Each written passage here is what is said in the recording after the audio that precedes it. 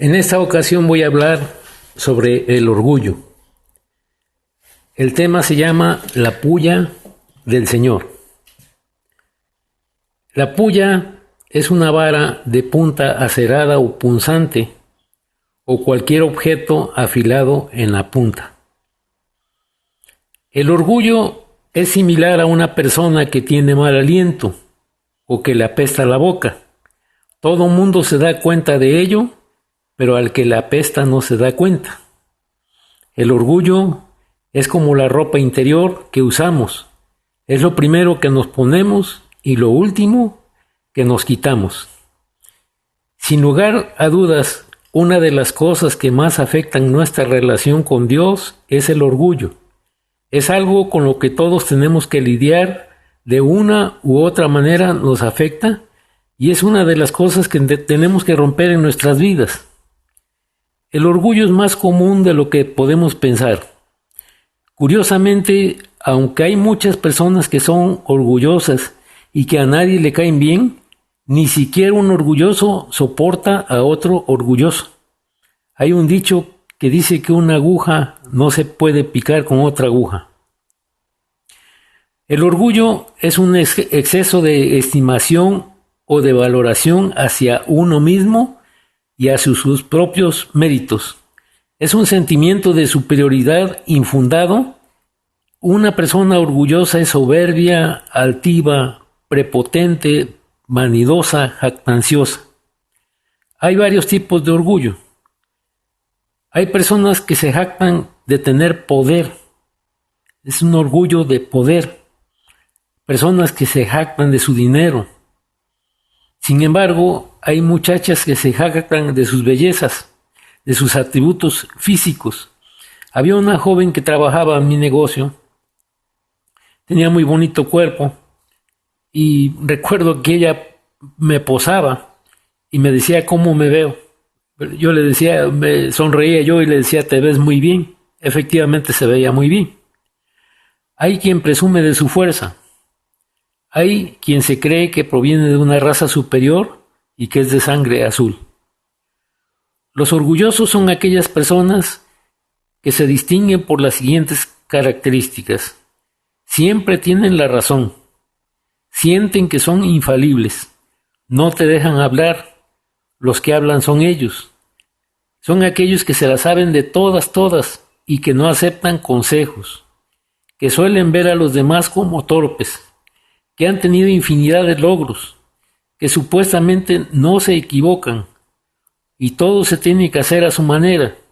Ellos quieren tener un control total de todo.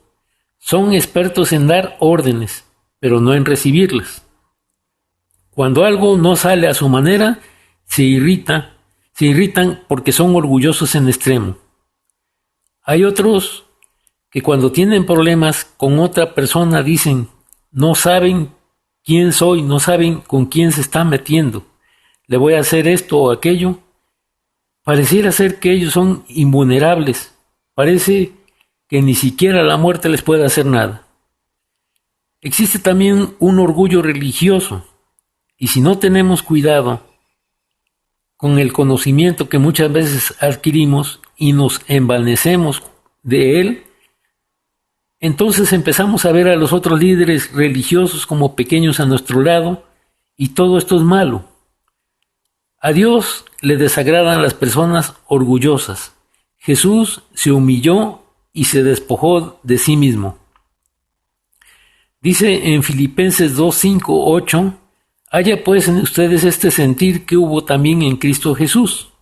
Él, siendo en forma de Dios, no estimó el ser igual a Dios como cosa a que aferrarse, sino que se despojó de sí mismo. Tomando la forma de siervo, se hizo semejante a los hombres. Más aún, hallándose en la condición de hombre, se humilló a sí mismo, haciéndose obediente hasta la muerte y muerte de cruz. Vamos a ver aquí 6 aspectos que se nos mencionan en Filipenses 2, 5 al 8 acerca de nuestro Señor Jesús. El primer aspecto es que siendo en forma de Dios, Él aclaraba, el que ha visto, me ha visto a mí, ha visto a mi Padre. Él era en forma de Dios. Pero el segundo aspecto es que no por ser igual a Dios se aferró. Es decir, no se engrandeció ni se llenó de orgullo o de soberbia. En tercer lugar, se despojó de sí mismo. Es decir, se despojó de aquella grandeza que realmente él tiene. En cuarto lugar, él tomó la forma de siervo. Vino a servir. La palabra siervo, la traducción que viene del hebreo, quiere decir esclavo. En quinto lugar, él fue semejante a los hombres. Imagínense Jesús, el Rey de Reyes y Señor de Señores, semejantes a un simple mortal. En sexto lugar, hallándose en condición de hombre, se humilló a sí mismo y fue obediente. Es increíble ver al Creador del universo humillándose, recibiendo golpes, recibiendo maltrato y recibiendo insultos. Dice en Mateo 2, 3 al 12, porque el que se enaltece será humillado y el que se humilla será enaltecido. El orgulloso que se exalta a sí mismo dice que será humillado. Él va a ser humillado, pero aquella persona que es humilde será exaltada.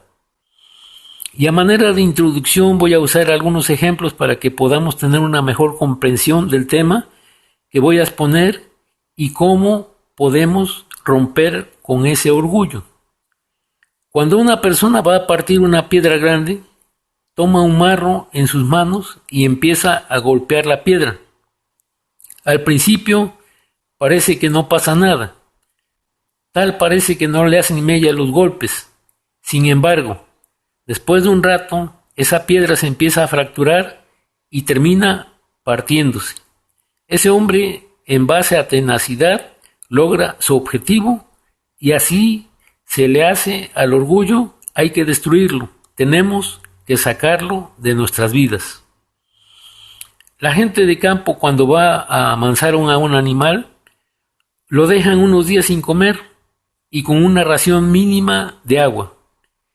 El animal se encuentra todo debilitado, exhausto y sin fuerzas, casi para caminar. Ya cuando está en estas condiciones, entonces es propicio para ser amansado. Ese es el momento apropiado para trabajar con él cuando ya no tiene bríos. En lo personal, siempre me gustaron mucho las corridas de toros. Solía yo ir a Jalapa, a Misantla, porque para mí era un gozo ese espectáculo. Es imponente ver a un toro de lidia cuando sale al ruedo, sale corriendo. Ver el vigor, la fuerza del animal, su belleza y su majestuosidad es un espectáculo. Ese animal busca la libertad, pero a cualquier cosa que vea que se mueva le embiste. Posteriormente sale el torero con un capote grande y le da unos cuantos capotazos. Después sale un hombre a caballo y en sus manos lleva una puya, que es lo que estoy hablando el tema, la puya del Señor. Es una especie de lanza. Cuando el toro lo ve, inmediatamente lo embiste y él le clava esa puya. El toro sigue embistiendo y él deteniéndolo con la puya y desangrándolo. Posteriormente dan la orden que ya lo deje. Es entonces cuando ya está preparado el terreno para poder hacer una faena con ese toro. Ya le bajaron la fuerza y al embestir ya no levanta tanto la cabeza. En ese momento es cuando se puede lucir el torero. Si no le hubieran metido la puya, no lo habrían podido torear. Dios usa también su puya contigo y conmigo para preparar el terreno de tal manera que rompamos con el orgullo para que podamos ser mejores cristianos. Había un rey que se llamaba Nabucodonosor, un rey que estaba orgulloso de su poder y de sus posesiones. Un rey que Dios siempre lo usaba para castigar a su pueblo porque el pueblo de Israel era un pueblo rebelde. Pero observen lo que dice Daniel 4:30 al 37 acerca de ese rey. Habló el rey y dijo: ¿no es esta la gran Babilonia que yo edifiqué para casa real con la fuerza de mi poder y para gloria de mi majestad? Observa, con la fuerza de mi poder y para gloria de mi majestad. Y aún estaba la palabra en la boca del rey cuando vino una voz del cielo: a ti se te dice, rey Nabucodonosor, el reino te ha sido quitado de entre los hombres, te arrojarán, con las bestias del campo será tu habitación, y como a los bueyes te apacentarán. Y 7 tiempos pasarán sobre de ti, hasta que reconozcas que el Altísimo tiene el dominio en el reino de los hombres, y lo da a quien él quiere. En la misma hora se cumplió la palabra sobre Nabucodonosor. Fue echado de entre los hombres, comía hierba como los bueyes, y su cuerpo se empapaba del rocío del cielo, hasta que su pelo creció como plumas de águila y sus uñas como las de las aves. Al fin del tiempo yo, Nabucodonosor, alcé mis ojos al cielo y mi razón me fue devuelta. Bendije al Altísimo y alabé y glorifiqué al que vive para siempre. Su dominio es sempiterno, su reino por todas las edades. Considerados como nada son los habitantes todos de la tierra. Él hace según su voluntad en el ejército del cielo y en los habitantes de la tierra. No hay quien detenga su mano y le diga: ¿qué haces? En el mismo tiempo mi razón me fue devuelta, y la majestad de mi reino, mi dignidad y mi grandeza volvieron a mí. Mis gobernadores y mis consejeros me buscaron. Fue restablecido mi reino, y mayor grandeza me fue añadida.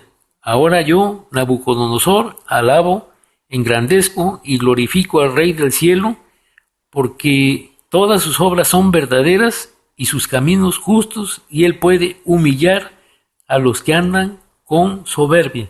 ¿Cómo andaba Nabucodonosor? Con orgullo, con vanidad, con soberbia y con prepotencia. Otro personaje a quien Dios preparó, un personaje muy conocido, fue José. Pero tuvo que prepararlo para que el orgullo no hiciera presa de él. Lo tuvo que pasar por la puya antes de que llegara a ser el segundo hombre en importancia en Egipto. La esposa de Potifar, con quien estaba en calidad de esclavo José, lo estaba asediando. Y lo asedió de tal manera que llegó un momento que José fue a parar a la cárcel. ¿Quién lo permitió? Dios. En la cárcel le dio a conocer el significado de un sueño de un copero y de un panadero, y parecía que todo esto lo llevaría a obtener la libertad, pero no fue así. Todavía estuvo 2 años más en la cárcel. Todo esto con un propósito de Dios. Cuando José murió, el pueblo judío empezó a crecer en gran manera en Egipto. Y cuando Faraón vio que los hebreos se multiplicaban con rapidez, de inmediato vio un peligro en esto y dio la orden de matar a todos los niños hebreos.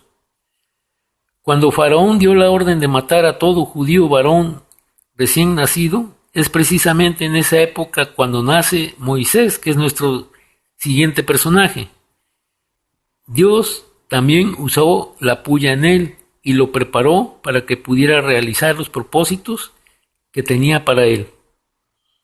Cuando ya era adulto, Moisés salió a visitar a los de su propio pueblo, a los hebreos, y vio con cuánta dureza los obligaban a trabajar. Durante su visita, vio que un egipcio golpeaba a uno de sus compatriotas hebreos. Entonces Moisés volteó hacia todos lados para asegurarse de que nadie lo estaba viendo, y mató al egipcio y escondió el cuerpo en la arena. Posteriormente Faraón se enteró de lo que había ocurrido y trató de matar a Moisés, pero él huyó de Faraón. Moisés tuvo que huir a Madián y en ese lugar permaneció 40 años. Era un lugar desértico. Dios, usando la puya, para preparar a Moisés. Ahora, te voy a describir cómo era Moisés, a quien la hija de Faraón había adoptado y quien tenía la oportunidad de haber sido el siguiente Faraón. Moisés creció entre los egipcios, asistió a las mejores escuelas, tenía poder, no carecía de nada, vivía rodeado de lujos y de comodidades. Él tenía una posición envidiable. Sería el siguiente Faraón. Sin embargo, su madre le dio una enseñanza basada en la Torá, que es el Antiguo Testamento que nosotros conocemos. Le enseñó de dónde procedía él. Le enseñó valores. Moisés tenía un sentimiento patriótico judío y tenía temor del Dios de Israel. Cuando él creció, vio la injusticia hacia su pueblo y se llenó de ira. Dice en Éxodo 3:9, mira, el clamor de los israelitas me ha llegado y he visto con cuánta crueldad abusan de ellos los egipcios. Dios escogió a Moisés para libertar a su pueblo. El corazón de Faraón estaba endurecido y Dios le envió una serie de plagas. Sabemos bien la historia cuando ellos pasaron por el Mar Rojo y creo que la mayoría sabemos lo que sufrió Israel para salir de Egipto, las plagas, la persecución, cómo cruzaron el mar, la carencia de agua, la plaga de serpientes, un sinnúmero de problemas y ahora veremos el motivo y para qué. Aquí vamos a ver cómo Moisés le está haciendo un recordatorio a su pueblo y los está exhortando a la obediencia. Está en Deuteronomio 8:1 al 18. Este es un llamado para recordar y a obedecer. Dice así, asegúrate de obedecer todos los mandatos que te entrego hoy. Entonces vivirás y te multiplicarás y entrarás en la tierra que el Señor juró dar a tus antepasados y la poseerás. Recuerda cómo el Señor tu Dios te guió por el desierto durante 40 años, donde te humilló y te puso a prueba para revelar tu carácter y averiguar si en verdad obedecerías sus mandatos. Sí, te humilló, es decir, te quitó el orgullo, permitiendo que pasaras hambre. Luego, alimentándote con maná, un alimento que ni tú ni tus antepasados conocían hasta ese momento.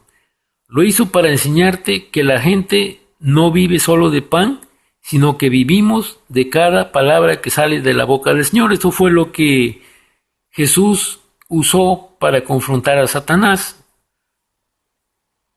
En todos esos 40 años, la ropa que llevaban puesta no se gastó y tus pies no se ampollaron ni se hincharon. Ten por cierto que así como un padre disciplina a su hijo, el Señor tu Dios te disciplina para tu propio bien. Por lo tanto, obedece los mandatos del Señor tu Dios, andando en sus caminos y temiéndolo, pues el Señor tu Dios te lleva a buena tierra, con arroyos, lagunas, con fuentes de agua, con manantiales que brotan, a chorros de los valles y de las colinas. Es una tierra de trigo y de cebada, de vides, higueras, granadas, de aceite de oliva y miel. Es una tierra donde abunda el alimento y no falta nada. Es una tierra donde el hierro es tan común como las piedras y donde el cobre abunda en las colinas. Cuando hayas comido hasta quedar satisfecho, asegúrate de alabar al Señor tu Dios por la buena tierra que te ha dado. Sin embargo, ese es el momento cuando debes de tener mucho cuidado en tu abundancia. ¿Por qué? Porque es el momento cuando nosotros estamos más propensos al orgullo, cuando hay abundancia. Y luego dice aquí, ten cuidado de no olvidar al Señor tu Dios al desobedecer los mandatos, las ordenanzas y los decretos que te entrego hoy.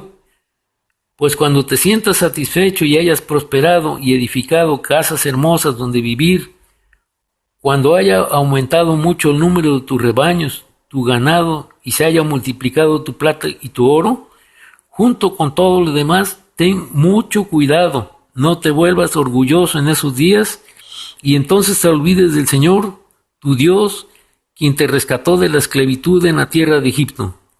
No olvides que Él te guió por el inmenso y terrible desierto que estaba lleno de escorpiones y de serpientes venenosas, y que era tan árido y caliente. Él te dio agua de la roca en el desierto, te alimentó con maná, un alimento desconocido para tus antepasados. Lo hizo para humillarte y para ponerte a prueba para tu propio bien. Todo esto lo hizo para que nunca se te ocurriera pensar: he conseguido esta riqueza con mis propias fuerzas y energías. Acuérdate del Señor tu Dios. Él es quien te da las fuerzas para obtener riquezas, a fin de cumplir el pacto que les confirmó a tus antepasados mediante un juramento. Como ya lo vimos, Moisés creció en medio de lujos y de esplendor al crecer como egipcio. Él estaba acostumbrado a dar órdenes, a que se le concedieran todos sus caprichos. Aunque la persona no lo quiera, el estar en un medio así vuelve orgulloso a cualquiera, y Moisés no era la excepción. Dios le tuvo que bajar el orgullo metiéndole la puya. El mejor remedio para esto es el dolor y el sufrimiento. Es el mejor remedio que puede haber para el orgullo. Cuando Moisés mató al egipcio, anduvo 40 años en zona desértica y después otros 40 años con un pueblo rebelde, difícil, testarudo, desobediente. Todo esto es la puya que usa Dios para templar el carácter. De esa manera nos forja. Sin sufrimiento no se puede moldear a la persona. Podemos ver que ese sufrimiento que nos pareció tan malo, después resulta ser una bendición. Cuando nos encontremos en medio de la aflicción, del dolor, de la desesperación, no le reclamemos a Dios y le digamos: ¿por qué, Señor? Lo que realmente tenemos que decirle es: ¿para qué me va a servir esto, Señor? Revélame mis errores, dime qué más me falta, en qué te estoy fallando y corrígeme aunque me duela. Es lo que le tenemos que decir al Señor.